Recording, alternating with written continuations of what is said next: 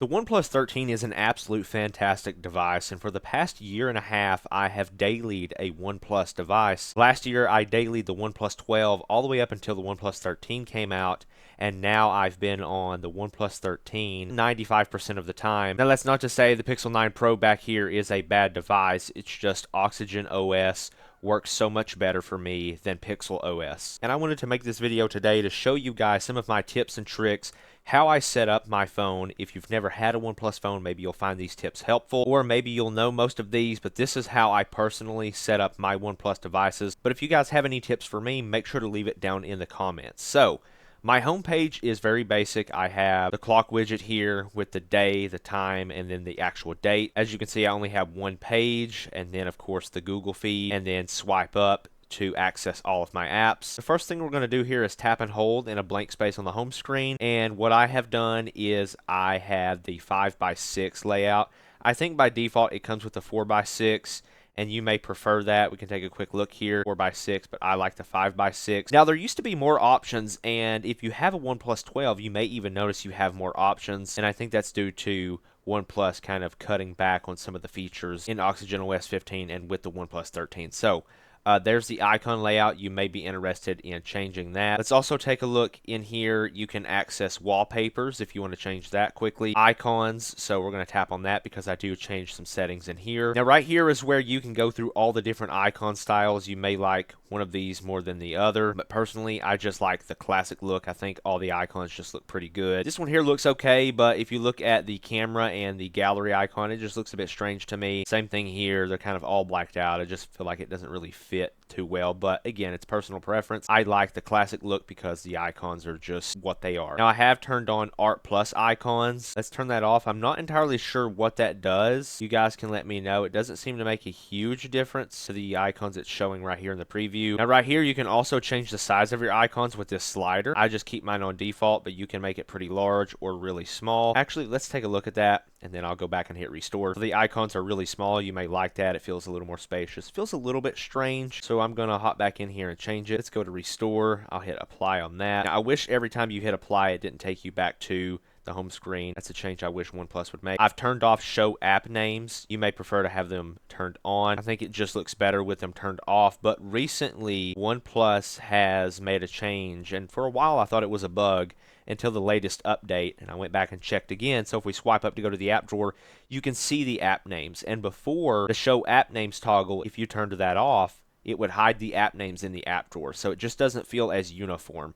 Makes me feel more inclined to just turn on the app names on my home screen to make it have some uniformity. So I do wish they would fix that. Now, of course, if you do turn on show app names, you can change the size of the font or the app name. You could have it really small, so if we apply that, let's take a look there. So that doesn't look too bad to me. The names are pretty small. Does it apply that? Yeah, it also applies that in the app drawer. So I may just leave mine like that. Now also in this menu here, you can add widgets if you want to. I'm just not much into widgets. I don't find them all that useful. We took a look at layout. You can change the transition of your home pages. So this one here is default. You have a roll, that's pretty neat. Cube, there is flip, that's pretty cool. Card, anyway, this doesn't really apply to me because I don't have multiple home pages, but you may have multiple home pages and want to change your transition when going between those.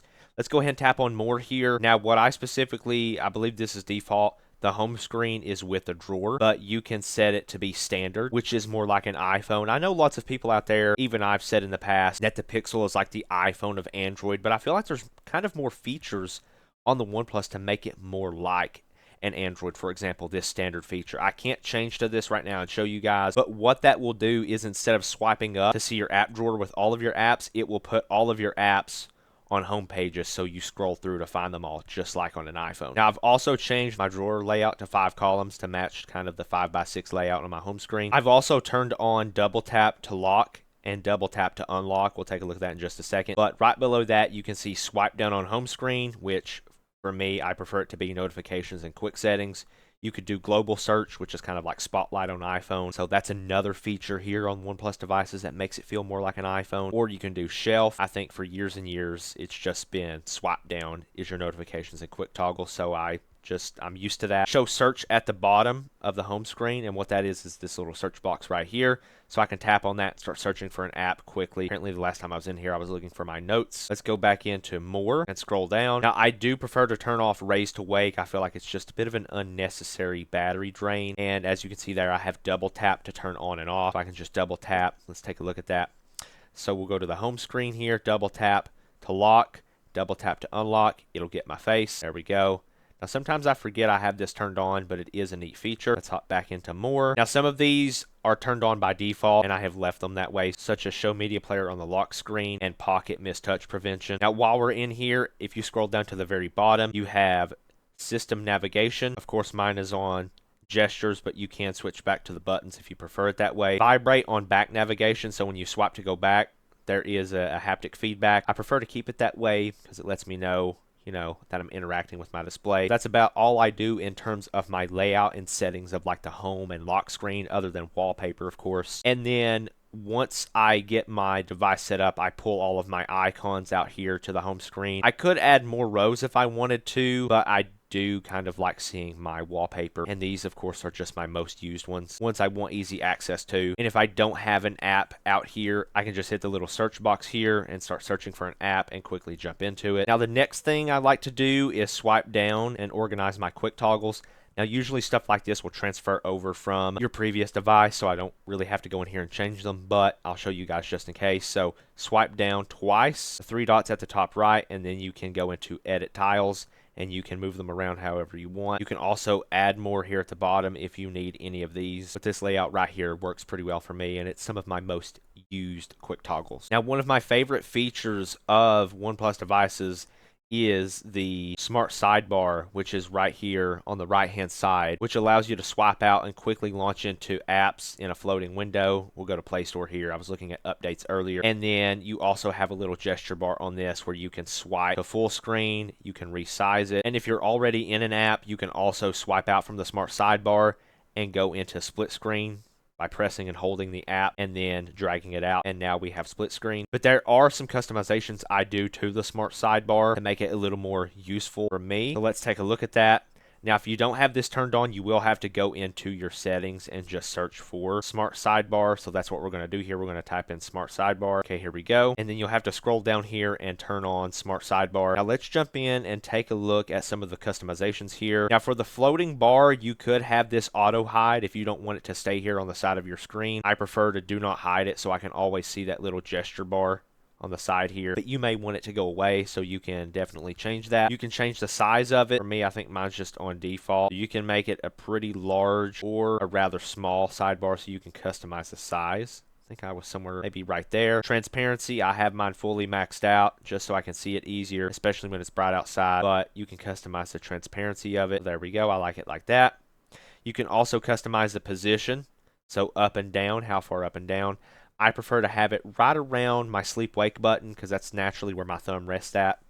You can also change it to the left or right side of the display. So these are my customizations I do for that. Now this toggle here that's turned on for smart functions is for like the AI summary and AI read. So I do have that turned on. I also like to go into display and brightness and look at my auto screen off. Now I have this set to 10 minutes just because of some of the videos I make. Also screen resolution. Out of the box, it's set on standard, but you can put this on 1440p if you want. Of course, it'll consume more battery, but I think it looks plenty sharp as is. Also, the screen refresh rate, I like to leave it on auto select. You can put it on standard 60 hertz if you want just really good battery life, or you can have it run at 120 hertz all the time if you want. So plenty of options here. Now, if you go back to your home screen here and you press and hold again, I just wanted to show you guys this. You swipe over and go to more, and then we scroll down to the bottom here and we go to manage apps. You can change the style of the recent tasks manager. I like to have mine on flat because if we swipe up here, it's a flat card by card design, and I like having the little icons here at the bottom so I can quickly switch back and forth. But you may like to have it on stacked, and I'll show you guys what that looks like.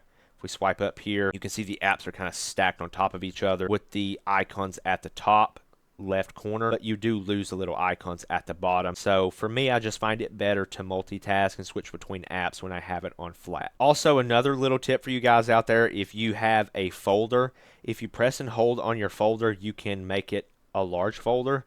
So that's what that'll look like. If you like that look, I prefer just the smaller folder to fit with the other icons. That's just another little tip for you guys. But that's pretty much how I run my OnePlus devices. I feel like it works pretty well. Again, if you guys have any tips for me, maybe I missed something, or you feel like the way you run your OnePlus just works a little bit better than how I do mine, be sure to let me know down in the comments. I appreciate you guys watching, and I'll see you in the next video.